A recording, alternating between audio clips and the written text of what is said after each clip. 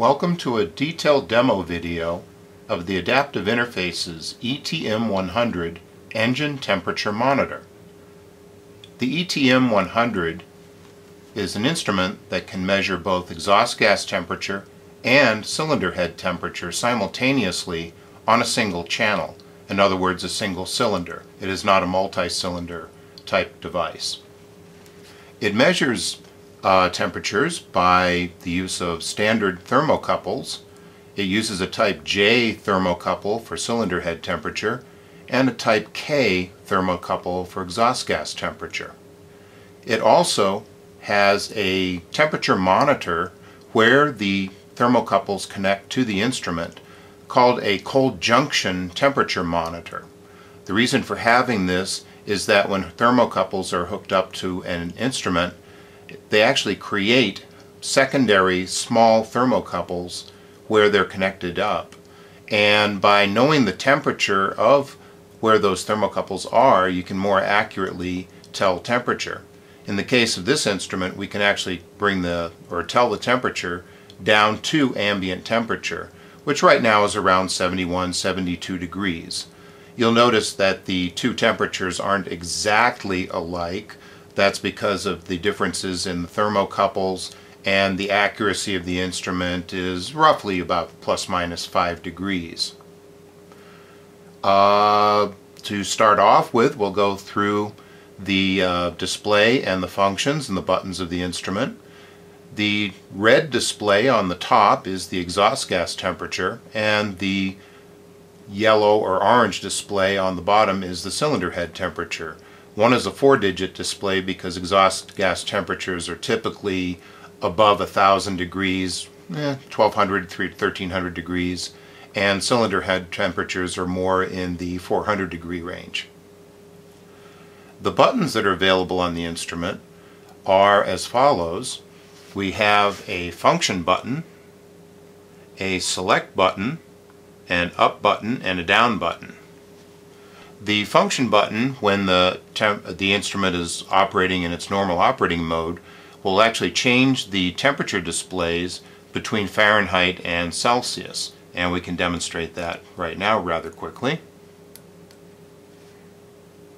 This is a Celsius temperature if you want to see temperatures that way, or the default, of course, is in Fahrenheit. The up-down arrow buttons are used for two purposes. When the instrument is set for a front panel display brightness adjustment, they're actually used to brighten or dim the display, and that can be whether it's displaying Fahrenheit or Celsius, and we can demonstrate that right now. The display gets rather bright, and we'll bring it back down using the down arrow to its lowest setting because that works the best with the video. The other button is the select button or enter button. That's actually not used in the main function of the display, but it's used for optional settings. And what we can do right now is bring the instrument into where the optional settings are. But first we can actually show that by heating the thermocouples, we have a couple hooked up right now, we can actually bring the temperature displays up, and we'll go ahead and do that just for demo purposes first.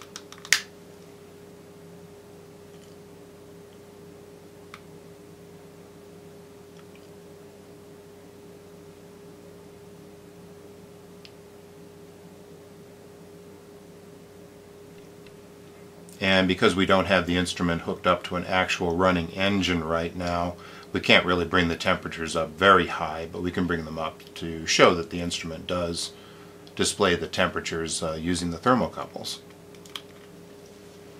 Now we've turned the heat off, and then the temperatures will probably cool down, maybe not real quickly, but noticeably.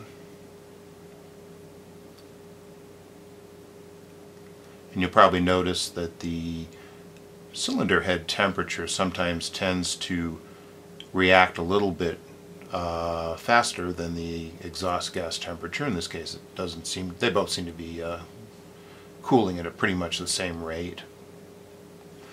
But while they're cooling down, we can actually start going into some of the optional settings of the instrument.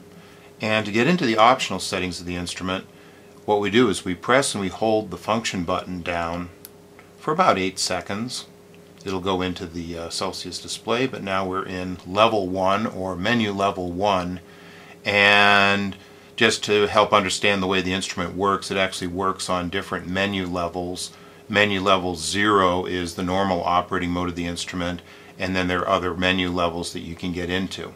Right now we're in menu level 1 and we're showing one of our first option settings. That is the display brightness option setting. And right now it is showing BR for brightness, and it's showing that the control of the brightness is FP or front panel. By using the up or down arrows we can actually change that between front panel, PH, which is photocell. There's actually a small photocell in the front of the instrument, and we can actually adjust the brightness strictly by using the photocell. Or we can actually use an external signal going into the connector of the instrument from the back, and that can be wired into a potentiometer or a brightness adjustment knob on the instrument panel of the aircraft. Right now we don't have that hooked up, but we can go to the photocell, and to enter that value we actually use the select button. You'll notice the decimal points flash, which indicates that the instrument has accepted the new setting. And to demonstrate that, we can actually go through the other functions, and we'll get back to these in a few moments, but we'll bring it back to the main display. And these are the functions that are available on the instrument. This function here is a double return arrow, which is your return to main function. If you press select, we'll go to menu level 0, and we're now back to displaying EGT and CHT. But our display brightness now can be controlled by the photocell rather than the front panel, or the front panel buttons. As we can see, they don't have any effect right now. But we can raise the display brightness simply by using a flashlight in this case, but what we're doing is we're actually increasing the brightness going to the photocell, and you can see that the instrument reacts pretty instantaneously to that. And that allows you to just have the instrument display brightness set by your ambient light settings. Let's get back into the functions, or the optional settings. Again, we hold the function button down for about 8 seconds, and we can tab through our different function settings or option settings. Right now let's go back to a front panel control on the instrument. That's external front panel. We will select front panel, and we're back to being able to use the up-down arrows to control the display brightness. Again, those only work to do that when it's displaying temperature in its main function. We'll step over to the next function by pressing the function button once, and this one is the auto dim function, which is turned off right now. The auto dim function allows the instrument to be automatically brightened if you're going from a low light condition to a high light condition, or dimmed if you're in a high light condition and go to a low light condition automatically by the photocell, even though you're using front panel controls. And when you do this, it will change the brightness one time, and then you can still use the up-down controls to fine-tune your brightness at that point. It's just a little feature that uses the photocell to make things a little more convenient. And the options here are either on or off. We're going to go ahead and leave that off for now. The next option that we have available is the update rate. And the update rate is set for once every second. In other words, the temperatures that are displayed on the instrument will only change once every second. Now, the instrument actually keeps a running average of temperatures, and it samples them 250 times a second. But if we were to update the instrument every time that happened, you would actually get a flicker in the display, and it could be distracting because the temperatures aren't always within a single degree of each other, and they would be flashing a little bit. And this kind of allows the display to be optimally updated at a certain rate. That can be adjusted down to an update rate of every half a second or 2 times a second. and it can be changed to update as slowly as once every 5 seconds. And in order to get it to accept the new update rate, you actually would have to press the select button to change that.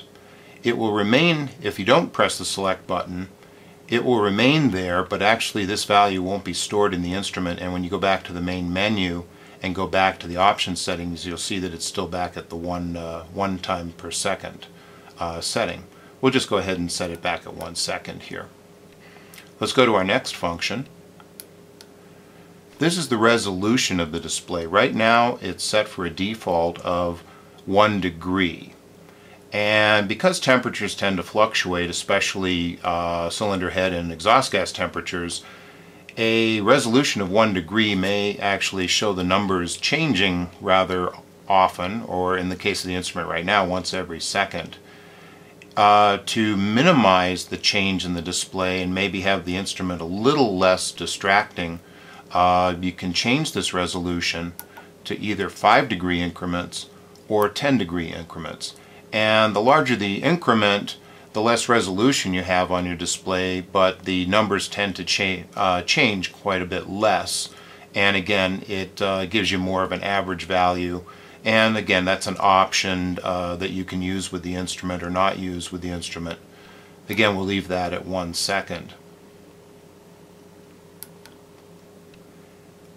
Since the instrument can actually use 2 thermocouples, there may be a case where you don't have one of the thermocouples used.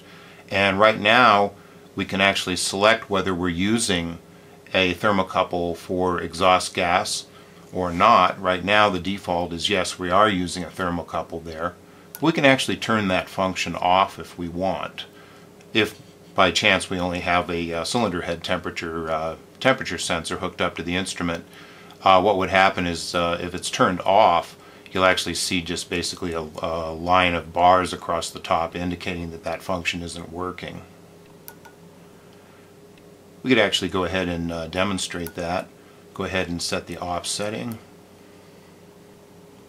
and when we go back to the main function, again we're only showing the cylinder head temperature now, and there's a line of bars indicating that the exhaust gas temperature sensor has been turned off. But since we do have 2 thermocouples hooked up, we have both sensors hooked up, we'll go ahead and get back into the option settings and go ahead and turn that back on. Again, we just tab through the functions, update, resolution, and we can turn our exhaust gas, or looks like an E6 but it's actually an EG for exhaust gas sensor, and we can go ahead and select that as being on again. The last function is to turn on or off the cylinder head temperature sensor, and again the default is on. We can turn that off, but I think we'll just go ahead and leave it on. Next function is again the return to main function, and we'll just go back there and see that we are displaying our 2 temperatures, and that they've actually, the sensors have cooled off, and we're actually back to room temperatures now that we're measuring. The next option levels or menu level is menu level 2, and those are alarm settings. So let's go ahead and go into them. What we do is we press and hold the function button for 8 seconds, get into menu level 1, press and hold the function button again until we get to menu level 2. So right now we're actually the alarm for the exhaust gas alarm, which is EGA. Right now the default setting is off, but we can change that, and because of the temperatures that are normally reported by an exhaust gas temperature sensor, we can actually start at 800 degrees and set an alarm setting there, or, and I believe if we count below 800, we actually go to the off option, and then we can actually set the value all the way between 800 and 1900 degrees Fahrenheit. And if we set that alarm level, what will happen is if the temperature exceeds the value set by the alarm level, the instrument will display, or the instrument display will flash to warn you that you're overheating, and also it will drive a output on the instrument that will either drive an audio alarm or a warning light that could be mounted on the instrument panel as well. So our exhaust gas temperature alarm settings are basically between 800 and 1900 degrees Fahrenheit, and if we tab past 1900 we actually get back to the off option. And again, right now the default setting on the instrument is to have the alarms off, but if you want to set an alarm level, you certainly can. If we want to go to the cylinder head temperature alarm, in other words, cylinder head alarm, CHA, again, that one is set to off. And because cylinder head temperatures are lower, we actually have different temperatures that we can select, starting at 400 degrees Fahrenheit. And if we tab back down the other way, we go through the off setting, and the high temperature, the alarm setting that can be set is up to 900. So basically we can set an alarm level between 400 and 900 degrees Fahrenheit. And again, our default option, which we'll see here in a moment, is off. Next option then is a single return arrow, which is actually a return one level. And if we press this, we'll actually go back to our menu level 1, which are our option settings for brightness and resolution and update rates. Let's go ahead and go back up into this, and we can tab through when we're in level 2. If we want, we can go through, and then our other option is the double return arrow, which is a return to main or return to menu level 0. And we're back to displaying our temperatures. Third option that you can get into with this instrument is the calibration option. The instrument is actually, the amplifiers in the instrument are actually calibrated when it's built, but there are 3 values that you can use to set the calibration on the instrument after you have it installed in the aircraft. And we'll show you what those are right now. To get into the calibration settings, we press and hold to get to menu level 1, press and hold to get to menu level 2, and press and hold to get to menu level 3, which are the calibration settings. You'll see that the first setting that is available is a cold cal, and what you can do to set the thermocouples so that they can actually work at ambient temperature levels, which is actually a feature that this instrument has that many other instruments on the market don't have, and that most other EGT, CHT instruments usually don't start reporting temperature until you're several hundred degrees. But because we can actually calibrate this instrument to ambient, actually all the way down to freezing, we are able to show the lower temperatures that you would see when you first turn on the engine, and you can actually watch the temperatures come up as the engine warms up. The cold cal is a special calibration setting that you can use with the thermocouples, and in order to use it you need to put the thermocouples into an ice bath. Basically you're setting the thermocouples in an ice bath that's at 32 degrees Fahrenheit. And to do this you can use like a coffee cup, styrofoam cup, anything that's sort of insulated. Basically fill it with crushed ice and a little bit of water, and actually if the thermocouples are not attached to the engine, and again this is a setting that something that you would do normally when you first install the instrument in the aircraft, immerse the thermocouples in the ice water.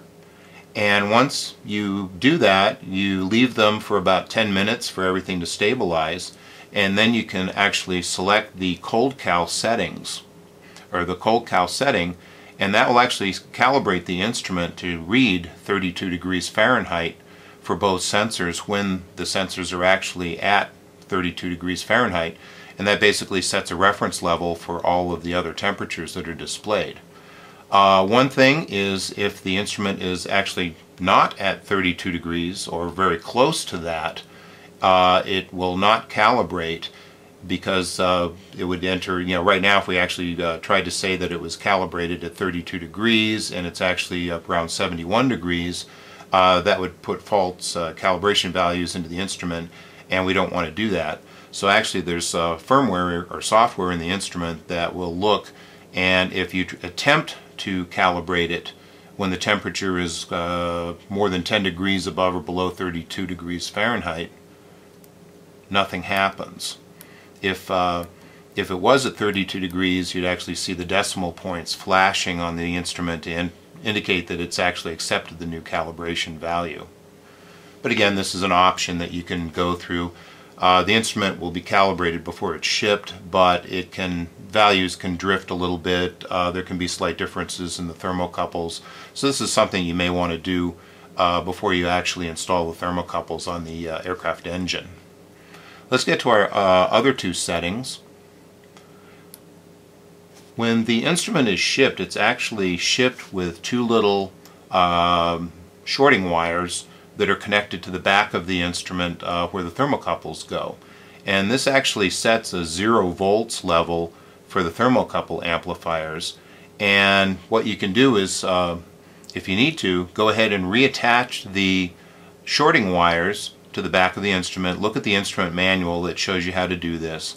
And when you do that, you can select a 0 setting. So in other words, you're zeroing out the amplifiers and setting a new 0 reference point. So a combination of the two 0 reference points, one for each sensor, and the 32 degree cold ice bath type calibration setting will actually help set the calibration values for the instrument and allow it to report more accurate temperatures. And if we step through these functions, we can do a 0 setting for the exhaust gas temperature inputs and a 0 setting for the cylinder head temperature inputs. And since we actually don't have the shorting wires attached to the instruments, we won't actually do that. But again, refer to the manual and it'll show you how to hook that up and actually go through that. And once you do have them set up, you can hit the select button to reset the 0 reference on the amplifiers. And if we step through our functions, we'll see our return 1 level function. This will bring us back to level 2, and this will bring us back to level 0, or the main level on the instrument. And we'll go ahead and do that right now. And again, we're back to showing that the thermocouples are actually measuring room temperature around 70-71 degrees. And again, don't always expect that the two temperatures are going to match exactly. They can actually both be about plus or minus 5 degrees. In this case, the instrument was just calibrated with an ice bath and everything's fairly close. But that pretty much concludes the detailed demonstration of the instrument, and we thank you.